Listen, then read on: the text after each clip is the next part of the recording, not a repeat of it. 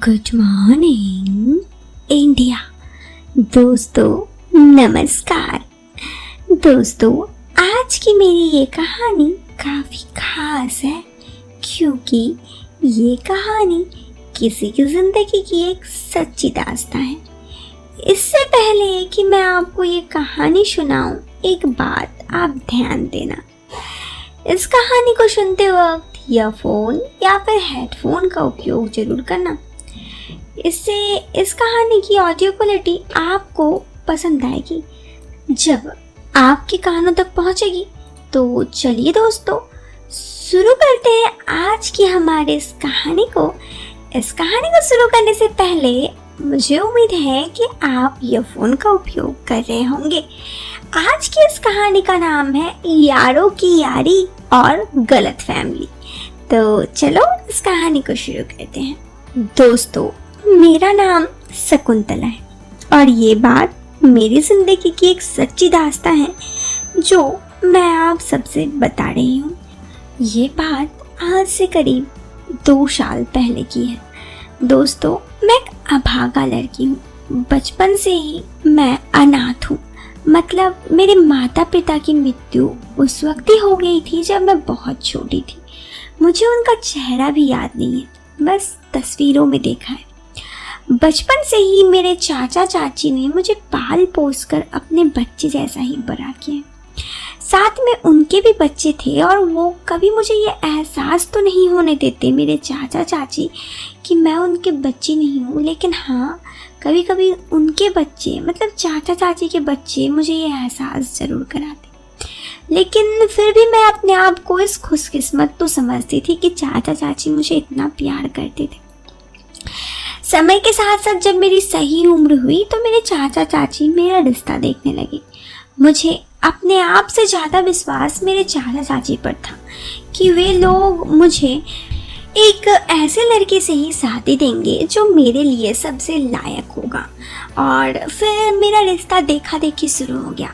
एक लड़का जिनका नाम राजेश जी था, उनसे जब मेरी मुलाकात हुई पहली बार तो वो मुझे देखने मेरे घर पर आए थे। वो मुझे सही लगे। बाकी आगे की कैसे हैं ये सब मैंने अपने चाचा चाची पर ही छोड़ दिया था। सब कुछ सही लगा क्योंकि राजेश जी एक अच्छी कंपनी में काम करते थे, तो चाचा चाची ने मेरी शादी फिक्स कर दी और फिर मेरी शादी हो गई। शादी के बाद आप तो जानते हैं लाइफ कितनी सुंदर होती है। मेरी लाइफ भी काफ़ी अच्छी थी। वैसे राजेश जी और मैं शहर में रहते थे। राजेश जी के माता पिता गांव पे रहते थे।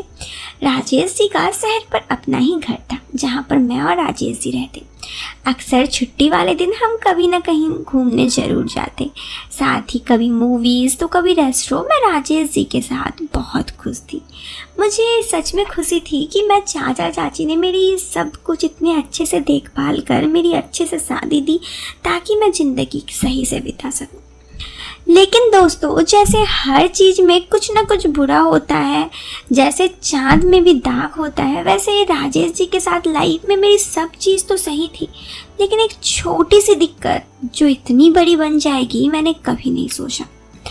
राजेश जी के एक बचपन के दोस्त थे जिनका नाम मनोज था। वो अक्सर हमारे घर आते। राजेश जी मानो उन्हें आंख बूंद कर विश्वास करते। मुझे मनोज जी का हरकत बिल्कुल सही नहीं लगता। खास तौर पर वो मुझसे जिस तरह से बातचीत करते, जिस तरह से नजरों से मुझे देखते, मुझे बिल्कुल सही नहीं लगता। पहले तो मैंने इतना ज़्यादा कुछ नोट नहीं किया, चुप रह जाती। ना ही मैंने राजेश जी को बोला क्योंकि मैं जानती थी कि वो राजेश जी के परम मित्र हैं। लेकिन शादी के 2-3 महीने बाद ही मैंने नोटिस करना शुरू कर दिया कि उनका जो व्यवहार था वो ज़्यादा बढ़ने लगा। शायद इसलिए क्योंकि उन्हें पता था कि मैं ये सब कुछ राजेश जी को नहीं बोल रही हूँ और उन्हें इस बात से बिल्कुल डर भी नहीं था। उन्हें पता था कि राजेश जी उन पे इतना विश्वास करते हैं कि वो कभी ये सब बात अगर मैं बोल भी दूँ तो नहीं मानेंगे, या फिर शायद उन्हें लग रहा था कि मैं भी ये चाहती हूँ। लेकिन दोस्तों मैं अपने पति के साथ ज़िंदगी में बहुत खुश थी।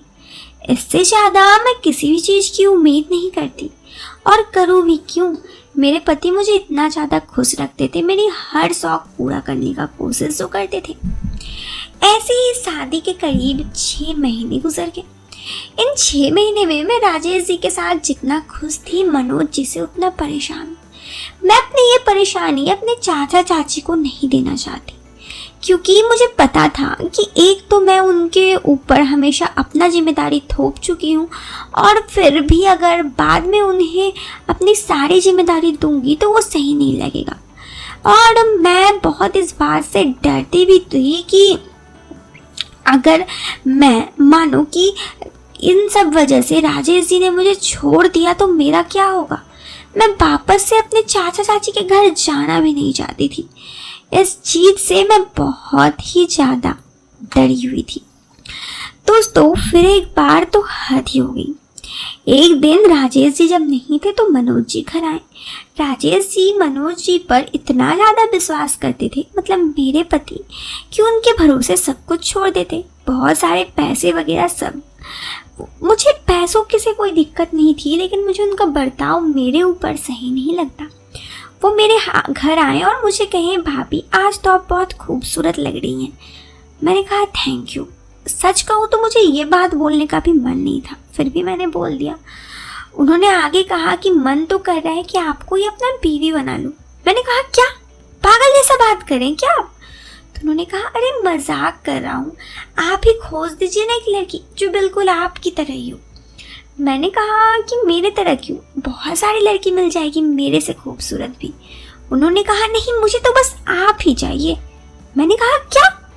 उन्होंने कहा मतलब आपके जैसा, आप इतनी अच्छी हैं, घर वर सब संभाल लेती हैं। मैंने कहा ठीक है, मैं खोज दूंगी।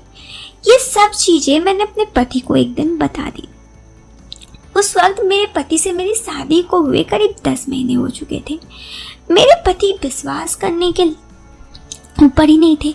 उन्हें लग रहा था कि उनका दोस्त उन्हें धोखा ही नहीं दे सकता। यहाँ तक कि वो मुझसे लड़ने लगे। उन्होंने कहा कि तुम्हारी सोच खराब है, तुम हमारी दोस्ती खराब करना चाहती हो। मैंने उन्हें बहुत समझाया मेरे पति को, लेकिन वो समझने के लिए तैयार ही नहीं हो रहे थे। अंततः मैंने अपने पति को कहा कि ठीक है, देखिए मैंने आपको ये सब कुछ कह दिया, लेकिन कल को अगर कुछ हुआ तो आप मेरे ऊपर गलती मत देना, क्योंकि मैं ऐसा नहीं चाहती, लेकिन मुझे उनसे काफ़ी डर लगने लगा है आजकल। इतना ज़्यादा डर कि मतलब मैं घर पर रहने से डरती हूँ कि कब वो आ जाएंगे। लेकिन मेरे पति फिर भी नहीं मान रहे थे। मेरे पति को मैंने कहा बस आप मेरी गलती मत देना। इतना कह के मैंने उस बात को वहीं छोड़ दिया। दोस्तों, उसके बाद और 2 महीने बीत गए। उस वक्त हमारे सालगिरह को बस होने में 1 सप्ताह ही बाकी था। एक दिन मेरे पति किसी काम के सिलसिले पे बाहर गए थे, मतलब जा रहे थे। मेरे पति के जाने में करीब 10-15 मिनट ही हुआ था और मनोज जी आ गए। मैं उन्हें देखकर हमेशा की तरह डर गई। मैंने बोला क्या हुआ? तो उन्होंने कहा बस इधर से आ रहा था, काफ़ी थक गया हूँ, थोड़ा चाय बना दीजिएगा। मैंने कहा ठीक है, और इतना कह के मैं किचन में चली गई। मुझे ऐसे भी उनसे बात करने का बिल्कुल मन भी नहीं था। वो आकर मेरे हाथ पकड़ने लगे और कहे भाभी आप तो बहुत अच्छी हैं। मैंने कहा क्या कर रहे हैं आप, दिमाग वाग सही है, आप थोड़ा दूर जाके नहीं बैठ सकते? लेकिन दोस्तों, उन्हें पता था कि मेरे पति भी नहीं है, और उन्हें यह भी पता था कि मेरे पति मेरे से ज़्यादा उन पर विश्वास करते हैं, और इसी चीज़ का फ़ायदा उठाकर वो मेरे साथ ज़बरदस्ती करने लगे। पूरा किचन में सामान इधर उधर हो गया, और आप समझ ही सकते हैं मैं इतना डर गई थी। लेकिन एक चीज़ सही था कि उस वक्त दरवाज़ा खुला था। मेरे पति किचन सामान भूल गए थे और वापस घर लेने आए। तभी जिस हालात पे उन्होंने मुझे और मनोज जी को देखा, वो समझ गए कि मेरे साथ वो क्या करने आए थे। उन्होंने तुरंत मनोज जी को एक चांटा मारा और कहा कि मुझे मेरी वाइफ ने कहा था, लेकिन मैंने अपने वाइफ से बढ़कर तुम्हारी दोस्ती मानी, लेकिन तुमने मेरी दोस्ती का ऐसा सलूक दिया मैंने कभी नहीं सोचा था। मैं अपनी वाइफ को छोड़ सकता था तुम्हारे लिए, लेकिन तुमने मेरे साथ ऐसा किया, निकल जाओ। दोस्तों, उस वक्त मैं बहुत रो रही थी। मेरे पति ने मुझे समझाया, मुझसे माफ़ी मांगा कि वो मेरे बात नहीं मान रहे थे। खैर, देर आए पर दुरुस्त आए। मेरे पति मेरी बात तो समझ गए थे। कम से कम मुझे जिस बात का डर था वो नहीं हुआ। मैं इस चीज़ के लिए काफ़ी खुश थी। उसके बाद से मेरे पति आज भी मनोज जी से कभी बात नहीं करते। मैं अपनी ज़िंदगी में बहुत खुश हूँ। अभी मेरी शादी को जैसे मैंने कहा 2 साल हो चुके, और मैं बहुत जल्दी ही माँ बनने वाली हूँ, मतलब मैं प्रेग्नेंट हूँ। तो दोस्तों ये थी मेरी कहानी। तो दोस्तों शकुंतला की कहानी आपको कैसी लगी? एक बात हमेशा याद रखना, जीत हमेशा सच्चाई की होती है, सही रास्ते पे चले।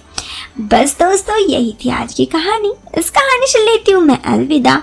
मिलते हैं फिर एक नई कहानी के साथ। वीडियो पसंद आए तो आप वीडियो को लाइक करने के साथ चैनल को सब्सक्राइब कर सकते हैं। टिल देन दोस्तों, bye bye, take care, bye.